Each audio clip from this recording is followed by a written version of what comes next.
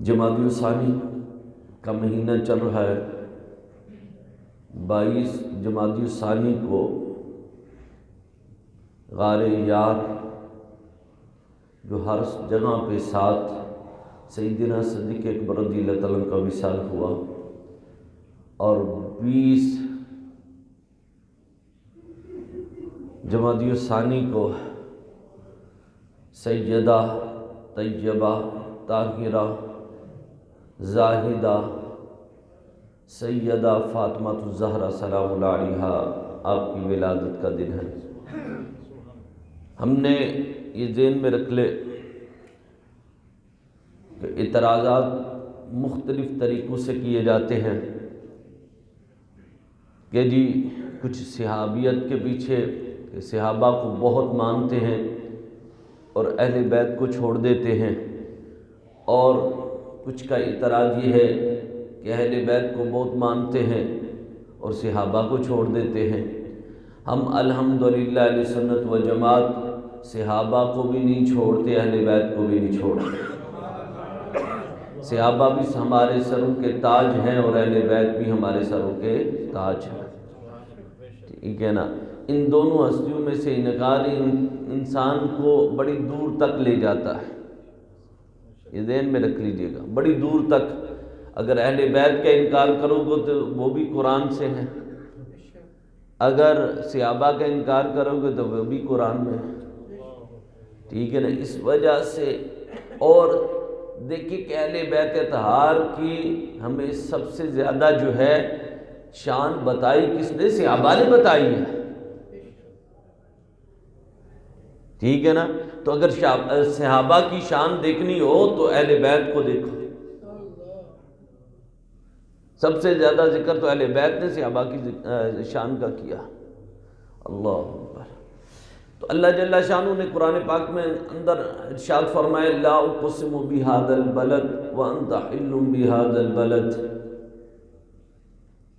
کہ مجھے قسم ہے اس شہر کی جس میں آپ مقیم ہے، جس میں آپ مقیم ہے۔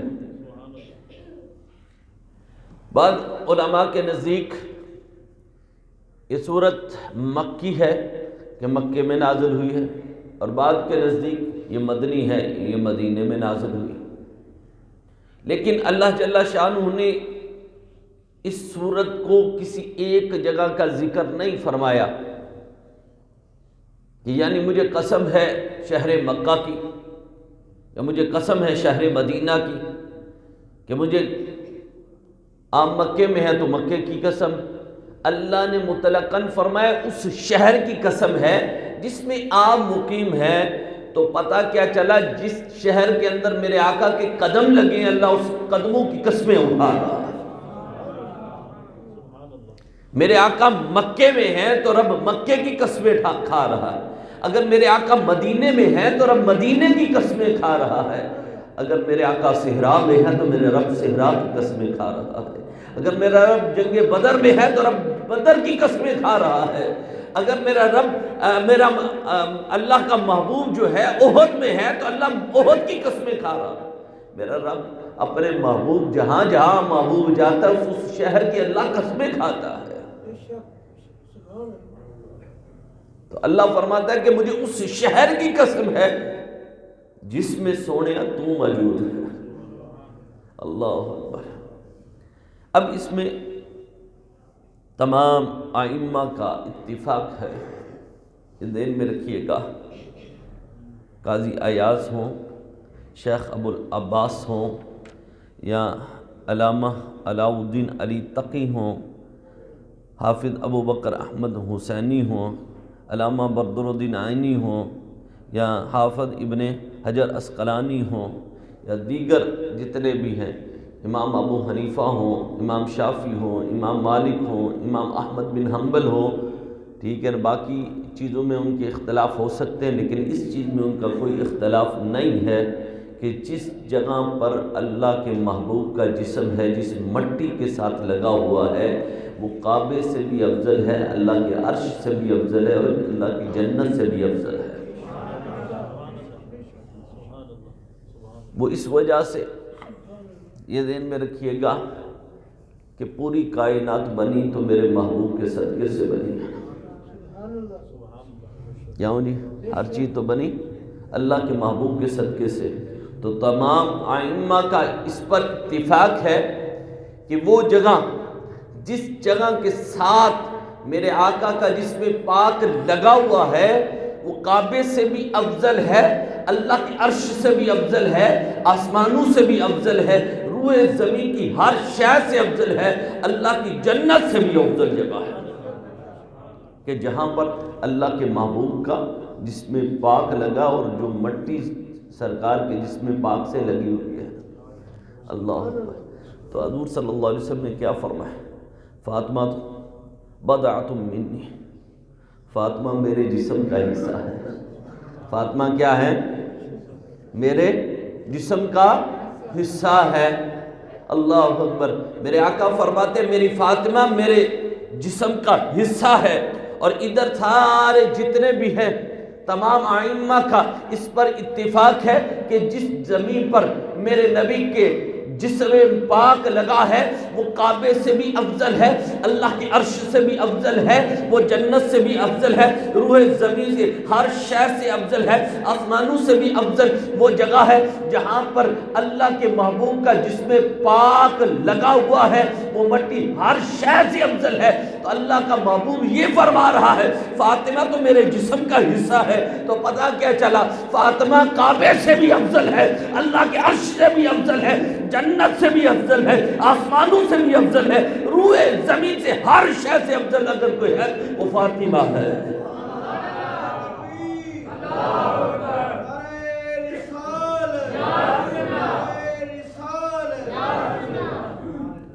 اور دوسری چیز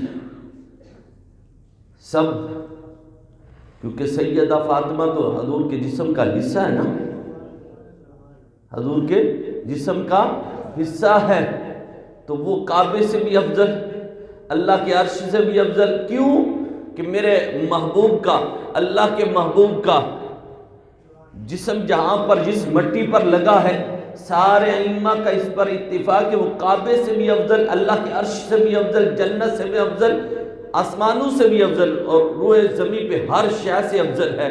اچھا یہ تو بات ہو گئی کہ وہ تو سیدہ سرکار کے جسم کا حصہ ہے، تو اس لیے اللہ نے یہ شان مرتبہ عطا فرمایا۔ تو دوسری بات، دوسرے پہلو کی جانب چلو، ذرا دیکھو تو صحیح، وہ جگہ اللہ کے عرش سے بھی افضل ہے، وہ جنت سے بھی افضل ہے، وہ کعبے سے بھی افضل ہے، آسمانوں سے بھی افضل ہے، روح زمین کی ہر شے سے بھی افضل ہے، جہاں پہ میرے آقا کا جسم پاک پڑا ہے۔ اور ذرا غور تو کیجیے، اور پہلو میں ابو بکر بھی تو پڑے ہیں نا،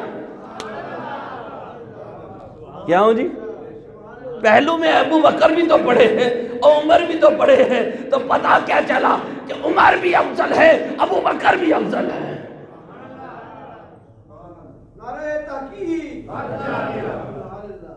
اب پہلو کے اندر بھی تو ہے، کیا ہوں جی؟ تو اس وجہ سے ان کی عظمت تو اللہ بیان کرتا ہے۔ ایک طرف تو تم کہتے ہو،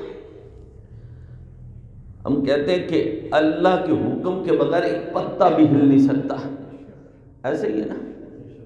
ہم کہتے ہیں جی اللہ کے حکم کے بغیر کوئی بندہ کوئی کام نہیں کر سکتا۔ یاد رکھ لینا اللہ نے کچھ چیزیں تمہیں بھی عطا کی ہیں۔ یہ دماغ اللہ نے کیوں دیا تمہیں؟ استعمال کرنے کے لیے۔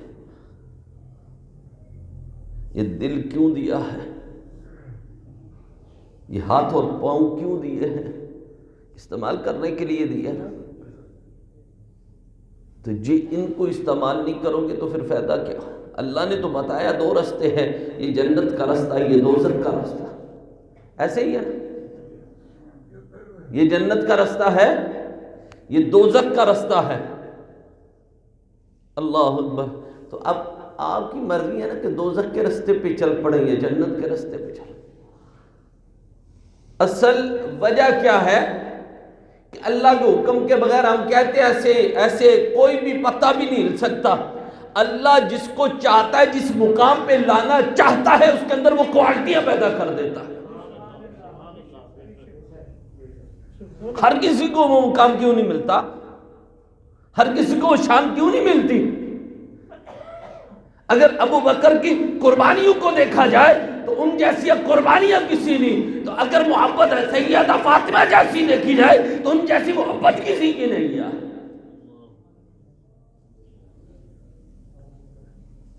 اگر دیکھا جائے تو بعد یہ بھی کہتے ہیں کہ سیدہ ام المؤمنین عائشہ صدیقہ رضی اللہ تعالیٰ اب فرماتی ہے کہ میں بھی جب بھی سرکار کو بھی دیکھنا ہو نا، ادھر سیدہ فاطمہ بیٹھی ہوں، ادھر سرکار بیٹھے ہوں، پتہ ہی نہیں لگتا تھا، مشابہت سیم ایک جیسی تھی۔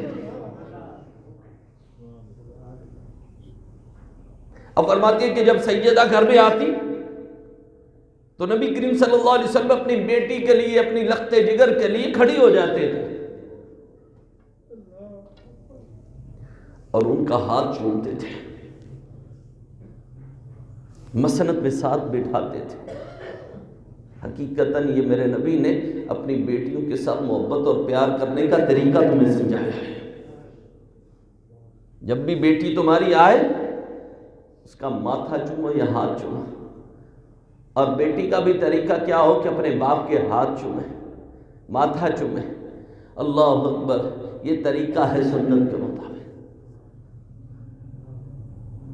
یہ ذہن میں رکھو کہ جب بھی سیدہ آتی تو میرے آقا کھڑے ہو جاتے، بلکہ ان کا ہاتھ چومتے، ساتھ بٹھا دیتے، اور میرے آقا جب سیدہ کے گھر میں جاتے تو سیدہ بھی اسی طرح احترام کے طور پہ کھڑے ہو جاتی اور اپنے بابا کے ہاتھ چومتی اور مسند پہ بٹھاتی۔ بیٹیوں سے پیار کرنا بھی یہ نبی نے سکھایا ہے۔ اللہ اکبر۔ حضرت حذیفہ فرماتے ہیں کہ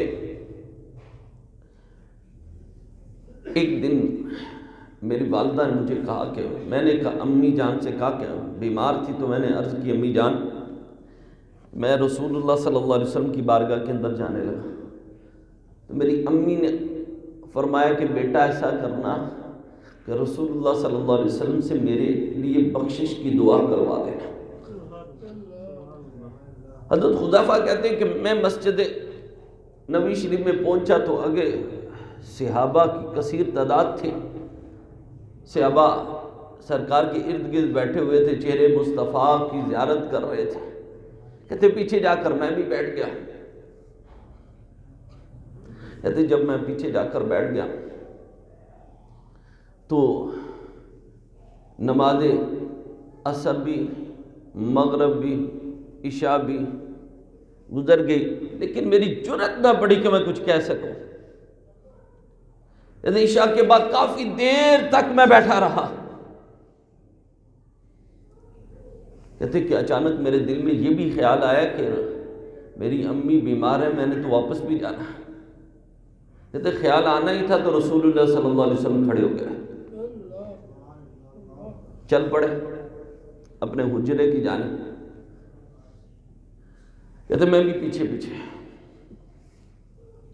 کہتے سارے صحابہ چلے گئے، کوئی بھی صحابی وہاں پر موجود نہیں تھا، میں بھی پیچھے پیچھے چل پڑا کہ امی سے وعدہ کیا تھا کہ میں آپ کے لیے بخشش کی دعا کرواؤں گا۔ کہتے پیچھے پیچھے میں چلا تو رسول اللہ صلی اللہ علیہ وسلم نے پیچھے مڑ کے نہیں دیکھا کہ دیکھوں پہلے کہ کون ہے، آگے سے مسکرا کر فرمایا حذیفہ، حذیفہ۔ میں نے عرض کی لبیک یا رسول اللہ صلی اللہ علیہ وسلم، میں حاضر ہوں۔ جی یا رسول اللہ صلی اللہ علیہ وسلم۔ آپ نے فرمایا اللہ تیری ماں کی بخشش فرمائے۔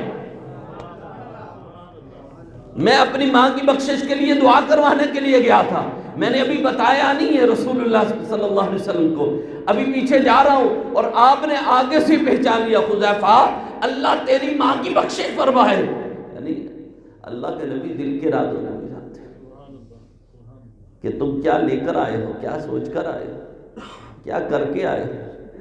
اللہ اکبر۔ تو آپ نے فرمایا حذیفہ آج تمہیں ایک بات نہ بتاؤں، اللہ کی طرف سے آج ایک فرشتہ آیا جس نے آ کر مجھے اللہ کا سلام کہا اور ساتھ ایک بات بھی کہی، تو میں نہ بتاؤں؟ حضرت حذیفہ عرض کرتے یا رسول اللہ کیوں نہیں؟ آپ ارشاد فرمائے۔ آپ نے فرمایا سن وہ فرشتہ آ کر مجھے کہتا ہے کہ اللہ نے آپ کی بیٹی سیدہ فاطمہ الزہرا کو جنت کی عورتوں کا سردار بنا دیا۔ آپ کے دونوں بیٹے حسن اور حسین کو جنت کے نوجوانوں کا سردار بنا دیا۔ اللہ اکبر۔ جو عورتوں کی جنت کی عورتوں کی سردار ہو، جو عورتوں نوجوانوں کے جنت کے نوجوانوں کے سردار ہوں، ان کا پھر مقام اور مرتبہ کیا ہو۔ اسی طرح نا نبی کریم صلی اللہ علیہ وسلم جب مدینے میں پہنچے تو اس وقت یہود و نصارہ بھی بہت زیادہ تھے وہاں پہ۔ ان میں سے کچھ ایسے بھی تھے اور مسلمانوں میں بھی کافی منافقین ابھی موجود تھے وہاں پہ۔ اب قرآن اٹھا کے کبھی پڑھنا شروع کرے نا، کافروں کا ذکر تو کم ہے، منافقوں کا ذکر بہت زیادہ ہے۔ کوئی بھی پارہ ایسا نہیں کہ جس کے اندر منافقوں کا ذکر نہ کیا گیا۔ تو یاد رکھو یہ منافق نبی کے دور میں اندر بھی تھے، اور ہم اب منافق تو نہیں کہہ سکتے لیکن کردار ان کا منافقوں جیسا آج بھی موجود ہے۔ منہ کے چہرے کے اوپر بڑی مسکراہٹ ہوگی، آ کے ملیں گے، پیار سے ملیں گے، ہاتھ چومیں گے، سارا کچھ کریں گے، لیکن پیچھے وہی تمہارے ساتھ منافقت کریں گے۔ اللہ تبارک تعالیٰ ایسے منافقوں سے محفوظ فرمائے۔ اور مولا علی کرم اللہ وجہ کریم کا ہے نا، اب نے فرمایا ایک شخص آیا، اس نے کہا میں بڑا مفلس ہوں، کچھ نہیں میرے پاس۔ آپ نے فرمایا بتا تو صحیح تیرے پاس مخلص دوست ہیں؟ عرض کی وہ تو بڑے مخلص ہیں، بڑی محبت کرنے والے۔ تو آپ نے فرمایا پھر مفلس تم نہیں ہو سکتے، یعنی غریب تم نہیں ہو سکتے، تم سب سے بڑے امیر ہو اس دور کے اندر بھی تمہارے پاس مخلص دوست ہیں۔ تو مخلص دوست ہوں تو ہمیشہ جس کے ساتھ مخلص دوست ہو نا ہمیشہ وہ کامیاب ہوتا ہے۔ اب کسی بھی بادشاہ کی ہسٹری پڑھ کر دیکھ لیں، ٹھیک ہے نا، جس کے ساتھ مخلص دوست ہوتے ہیں نا وہی کامیاب ہوتا ہے۔ تو جب منافق رل بڑھتے ہیں نا بیچ میں، جب بھی مروایا ساتھی منافق جو ہیں انہوں نے مروایا۔ تو اس وجہ سے میں یہ باتیں بتانے کا مقصد ہے کہ منافقت چھوڑو، سچی یاری لانا سیکھا۔ کیا ہو جی؟ دل سے محبت کرو، اس کے اندر اللہ کی رحمت بھی شامل ہوتی ہے، محبت بھی شامل ہوتی ہے جب تم سچے دل سے محبت کرنا شروع کرو۔ کیا ہو جی؟ تو منافقین بھی بے شمار تھے۔ ایک یہودی تو یہودی کی بیٹی کی شادی ہو، جب بیٹی کی شادی ہو تو یہودیوں نے مل کر ایک سازش رچی، اور ان کے اندر ان کی عورتیں بھی شامل تھیں، جو سیدہ کے ساتھ بیٹھتی اٹھتی تھی، کھیلتی بھی تھی، آتی جاتی تھی، وہ بھی اس میں بیچ میں شامل تھی۔ جو گھر والا ہوتا ہے نا، دوست ہوتا ہے، اس کو اپنے یار کے ہر معاملے کا پتہ ہوتا ہے کہ میرے یار کے گھر کے حالات کیسے چلتے ہیں، کس طرح کا ہے، یہ گھرانہ تو وہ گھرانہ ہے۔ انہوں نے تو خدا کی قسم کھا کر کہی کہ کبھی ہم نے پیٹ بھر کر پوری زندگی کے اندر، ایک دن پوری زندگی کے اندر ہم نے پیٹ بھر کے کبھی اناج کھایا ہے نہیں، یہ تو وہ گھرانہ ہے۔ سیدہ فرماتی تھی جب بابا کے گھر میں تو اسی طرح کچھ جو کی روٹی مل جانی، کھا لینا، کئی دن فاقے کشی، تو شوہر کے گھر میں بھی اسی طرح۔ اللہ، یہ قربانیاں تو دینا سیدہ کے گھرانے کا کام ہے، اللہ کے نبی کے گھرانے کا کام ہے۔ اللہ، یہ گھرانے بڑا پاک گھرانہ، بڑی بڑی قربانیاں دی ہیں انہوں نے، آج ان بڑی بڑی قربانیاں دی ہیں۔ یہ گھرانہ ہے ہی قربانیوں پہ بنا ہوا ہے۔ انہوں نے تو اپنے ذات کے لیے کبھی سوچا ہی نہیں ہے، جب بھی سوچا ہے اپنے بابا کی امت کے لیے سوچا ہے۔ اللہ اکبر۔ دعوت دی، شادی کی کہ آپ تشریف لائیں، اور اپنی لخت جگر طیبہ طاہرہ سیدہ فاطمہ کو بھی جی آپ نہ آ سکے تو کیونکہ ساری سہیلیاں سیدہ فاطمہ کی ہیں، اس لیے ہم سیدہ کو ضرور دعوت دیں گے کہ وہ ضرور شادی پر آئیں۔ ان کا مقصد بیچ میں کچھ اور تھا۔ جب انہوں نے دعوت دی، نبی کریم صلی اللہ علیہ وسلم مہربان سے قبول فرما لیا۔ کریم ہے نا، کریم آقا ہے، گندے سے گندہ بھی آیا سینے سے لگا لیا، اور دشمن بھی آیا ساتھ مسند میں بٹھا لیا۔ میرے آقا جیسا کوئی نہیں ہے پوری کائنات کے اندر، اللہ کے محبوب جیسا کوئی نہیں ہے۔ ہماری تو ذرا سی رنجش بھی ہو تو ہم اس سے سلام لینا گوارا نہیں کرتے۔ اس نے کئی رسول اللہ صلی اللہ علیہ وسلم کو تکلیفیں بھی پہنچائی ہو، جب چل کر آتا تھا میرے آقا اسے مسند میں ساتھ بٹھا لیا کرتے تھے۔ اتنے مہربان اور اتنے کریم آقا تھے میرے آقا۔ تو جب انہوں نے اصرار کیا بہت زیادہ تو میرے آقا نے فرمایا ٹھیک ہے۔ آپ نے اپنی لخت جگر طیبہ طاہرہ سیدہ فاطمہ سے فرمایا کہ بیٹا فاطمہ فلاں یہودی کی بیٹی کی شادی ہے، تم نے ضرور جانا ہے۔ عرض کی بابا آپ کو پتہ ہے وہ کیوں بلا رہے ہیں؟ کہا بیٹا کیوں؟ وہ اس لیے کہ وہ آپ کی تذلیل کر سکے۔ معاذ اللہ سبحانہ، جسے رب عزت دے اس کو کوئی ذلت نہیں دے سکتا، یہ ذہن میں رکھ لے۔ وہ مالک کی مرضی ہے نا۔ بابا ان کو پتا ہے وہ میری سہیلیہ ہے، وہ ہمارے گھر کے حالات جانتی ہیں، ان کو پتا ہے کہ ہمارے پاس اتنے قیمتی کپڑے نہیں ہوں گے، جواہرات نہیں ہوں گے جو میں پہن کر جاؤں گی، تو اس لیے کہ وہ مذاق اڑانا چاہتے ہیں، اس لیے انہوں نے مجھے بولا ہے۔ میرے آقا مسکرا پڑے۔ آپ نے فرمایا بیٹا تو پریشان نہ ہو، اللہ اکبر۔ یہاں پہ بات اب عزت رسول کی تھی، اب یہاں پر بات سیدہ کی عزت کی تھی، رسول اللہ کی عزت کی تھی۔ اللہ نے جبریل کو حکم دیا جبریل جنت میں جا اور سب سے عمدہ لباس جو ہے وہ سیدہ کا لیے لے کے رہا، سب سے عمدہ لباس لے کر، اور سب سے خوبصورت جو زیورات ہیں وہ لے کر آؤ۔ آئے ہے قربان جائے سیدہ تیری ذات پر کہ تیرے لیے لباس بھی آتے ہیں تو وہ جنت سے آتے ہیں۔ یار یہی عظمت دیکھ لو کہ ان کی شان اور مقام کو کوئی پہنچ سکتا ہے، اور جن کا لباس بھی آئے تو جنت سے آئے، اور جن کے کھانے بھی آئے تو جنت سے آئے، اور ان ہستیوں کا پھر مقام اور مرتبہ کوئی لگا سکتا ہے، ان کا شان کوئی بیان کر سکتا ہے؟ سیدہ نے وہ لباس پہنا، وہ زیورات پہننے کے بعد وہ شادی میں، اب ادھر جتنی بھی عورتیں ہیں وہ منتظر ہیں، صرف یہ سوچ کر بیٹھی ہوئی ہیں کہ کب آئیں گی سیدہ، ہم تذلیل کریں گے۔ ساری کی ساری کرسیوں پہ لگا کر بیٹھی ہوئی ہے، صرف دروازے کی طرف ٹک ٹکے لگا کر دیکھ رہی ہیں کہ کب سیدہ آئیں گی۔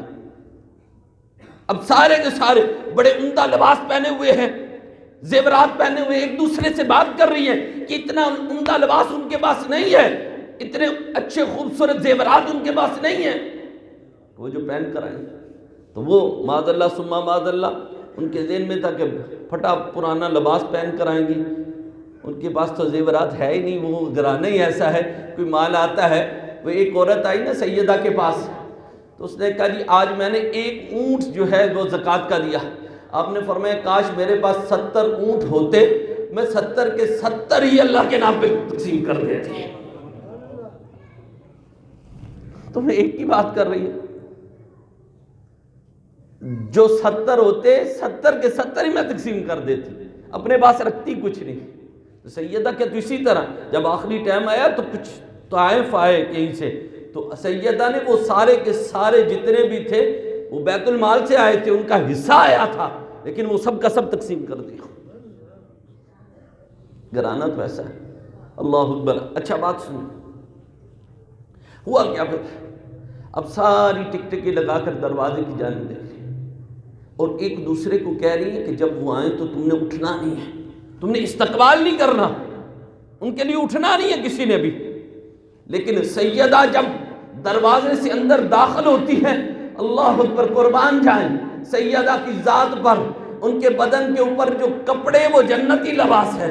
وہ جتنی عورتیں تھیں ایک دوسرے کو منع کر رہی تھی، تو ساری کی ساری سیدہ کو دیکھ کر استقبال کے لیے کھڑی ہو گئی.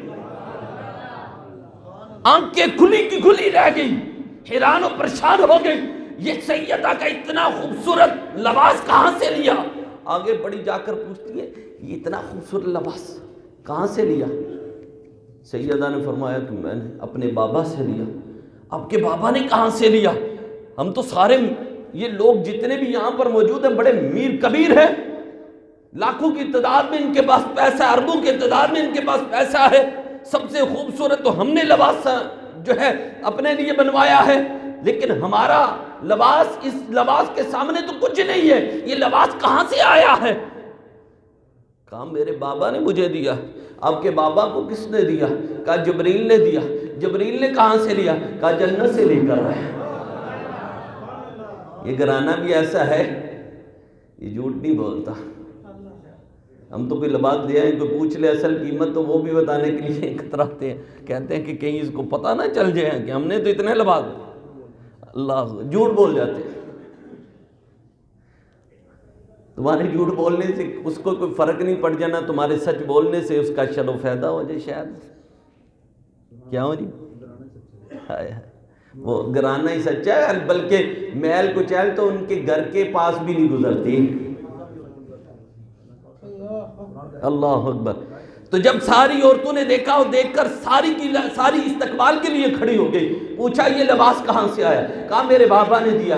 کہا بابا نے کہاں سے لیا؟ کہا جبریل نے. جبریل کہاں سے لے کر آیا؟ جنت سے. کہا جنت تمہارا ورثہ ہے؟ کہا ہاں ہمارا ورثہ ہے. اچھا پھر ورثہ ہے تو ہم سب کو کلمہ پڑھا کر مسلمان کرے.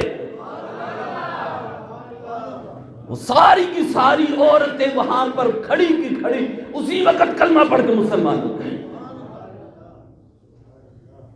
یہ وہ گھرانہ ہے جن کا لباس بھی جنت سے آتا ہے، جن کے کھانے بھی جنت سے آتے ہیں، اور جن کے بلبوڑے کو بھی اور جبریل جھلاتے ہیں. یہ وہ گھرانہ ہے.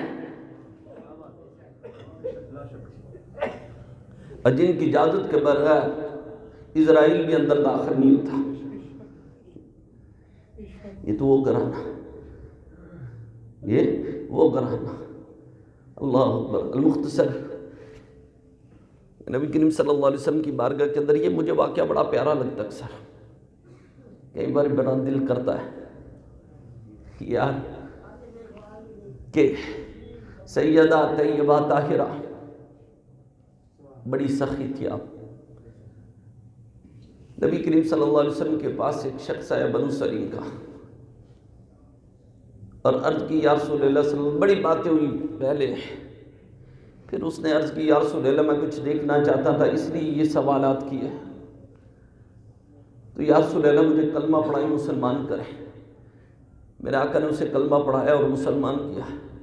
تو اس نے عرض کی یا رسول اللہ میں بڑا مفلس ہوں، میرے گھر کے اندر کھانے کے لیے کچھ نہیں، میرے 7-8 بچے ہیں، لیکن گھر کے اندر کئی دنوں سے فاقہ کشی چل رہی ہے. میرے آقا نے صحابہ سے فرمایا کہ تم میں سے کوئی ہے جو اس کی خدمت کر سکے؟ تو مولا علی کرم اللہ وجہ الکریم اسی وقت کھڑے ہوئے. اس کا سر ننگا تھا، اپنی دستار اتار کر اس کے سر پہ رکھ دی.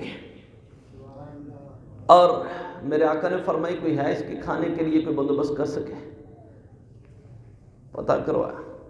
مدینے کے لوگ، وہاں کے صحابہ کے اندر بھی اتنی نہیں تھی، وہاں فاقہ کشیاں چل رہی تھی. مدینے کے لوگوں سے پتہ کروایا، وہاں پر بھی کچھ نہیں. حضرت سلمان فارسی جنہیں میرے آقا نے اہل بیت کے اندر شامل فرمایا، اپنے میں فرمایا سلمان فارسی میرے اہل بیت میں سے ہے. اب کھڑے ہوئے عرض کی یا رسول اللہ اگر حکم دے تو میں نہ لے جاؤں؟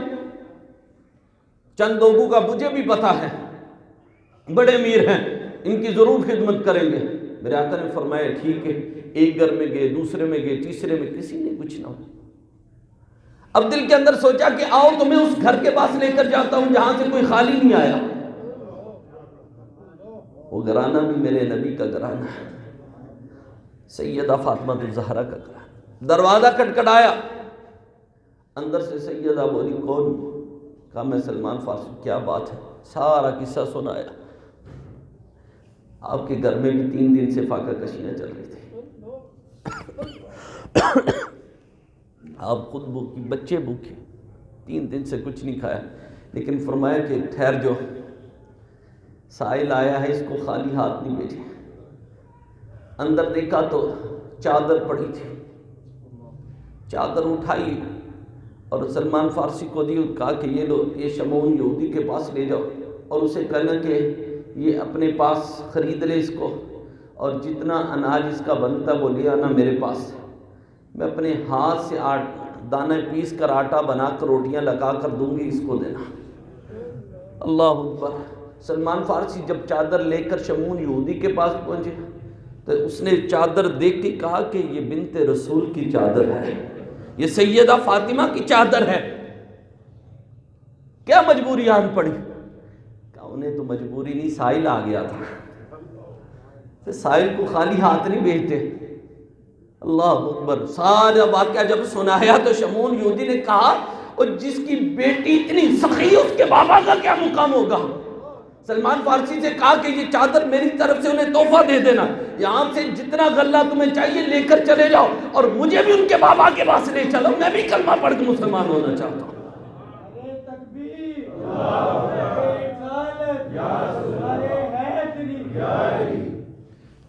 وہ لے کر غلہ سیدہ کے پاس، اب دانے چکی پہ پیسنے۔ سلمان فارسی نے عرض کی کہ میں پیستا ہوں، آپ روٹیاں لگائیں۔ انہوں نے دانے پیسنے شروع کر، انہوں نے روٹیاں لگانی شروع کر دی، ادھر دانے بھی ختم ہو گئے، روٹیاں بھی ختم ہوئی، تو آپ نے کہا یہ اٹھاؤ اور سائل کو دے دو۔ تو سلمان فارسی ہاتھ جوڑ کر کھڑے ہو گیا، عرض کی سیدہ آپ بھی تو 3 دن کی بھوکی ہیں نا، آپ کی شوہر بھی تو 3 دن کے بھوکے ہیں نا، آپ کے بچے بھی تو 3 دن کے بھوکے ہیں، اس میں سے کچھ رکھ لیں اپنے لیے۔ سیدہ کے الفاظ سنیں، ہم نے فرمایا جو اللہ کے نام پہ دے دیا جاتا ہے پھر اس میں رکھا نہیں جاتا۔ ہم تو 1 روپیہ بھی دے دیں 10 دفعہ سوچتے پتہ نہیں ہم نے صحیح دیا کہ نہیں دیا، کیا ہو گیا؟ اللہ کے نام پر جب دینا ہے کہ وہی ذات تو دیتی ہے، ہم جو اللہ کے نام پہ پھر دے دیتے ہیں پھر اس میں رکھتے نہیں ہیں، یہ دے دو اللہ کے نام پہ۔ یہ وہ گھرانہ ہے، خود گھر کے اندر فاقہ کشیاں چل رہی ہیں 3 دن سے، بچے بھی بھوکے ہیں، خود بھی، خامد بھی، ٹھیک ہے نا۔ ہمارے گھر میں تو 2 مہینے کے راشن بھی پڑے ہوں تو کوئی آ جائے تو ہم نے کبھی نہیں پوچھا۔ یار بس ایک چیز تمہیں بتانا چاہتا ہوں، یہاں پہ اینڈ پہ بہت اہم پیغام دینا چاہتا ہوں کہ بڑے بڑے مفلس لوگ آپ کے آس پاس پڑوس کے اندر موجود ہوں گے جو اپنی عزت نفس بھی رکھتے ہیں، حقیقتاً بڑے لوگوں میں تو ملتا رہتا ہوں، مجھے اس چیز کا اندازہ، میں نے کئی دفعہ کہا بھی کہ آپ ان کے پاس چلے جائیں تو وہ آگے سے کہتے ہیں نہیں، میرا ضمیر گوارا نہیں کرتا کہ میں ان کے پاس جاؤں۔ خیر ہے، مجبوری کے وقت ہے، نکل جائیں، ہوں گے وہ بڑے میر ترین، تمہیں نظر آ رہا باہر سے اتنا کہ بڑا ان کے پاس ہے، لیکن ان کے اوپر ایسے ایسے زوال بھی آ جاتے ہیں کہ ان کے پاس کھانے کے لیے بھی کچھ نہیں بچتا۔ کوئی وقت ایسے بھی ہوتے ہیں کہ ان کے اوپر فاقہ کشیاں چل رہی ہوتی ہیں، اور ارد گرد آس پاس پڑوس کے اندر دیکھ لیا کریں، کم از کم اتنا تو انسان کو پتہ ہونا چاہیے نا، اگر امام ہے تو اسے اپنے پورے علاقے کا پتہ ہونا چاہیے، تو کم از کم اپنا گھر ہے تو آس پاس کے 5-7 پڑوسیوں کا تو پتہ ہونا چاہیے نا کیسے ہیں۔ ہم تو اپنے آپ کی ہوش نہیں ہوتی تو آس پاس کے پڑوسیوں کی کیا ہوش ہونی ہے؟ خدا کے لیے یہ دیکھا کریں آپ کے ارد گرد۔ اور تیسری چیز جو ہمارے آج رات ساتھیوں نے کیا، مجھے بڑی خوشی ہوئی، مجدد الفسانی رحمۃ اللہ تعالیٰ نے بھی، اور ہمارے دادا مرشد بابا علی حضرت کرما والے شریف بابا علی اسماعیل شاہ صاحب بھی اکثر یہ کیا کرتے تھے، کیا کہ علماء کی دعوت کرتے تھے۔ علماء کی دعوت کرنے سے کیا ہوتا ہے، ایک چودھری صاحب ہیں ساندے سے آتے ہیں، تو وہ ہمارے شیخ کرما والے بابا علی اسماعیل شاہ صاحب کی بارگاہ کے اندر پہنچے تو میں حضور میں نے علماء کی دعوت کرنی ہے،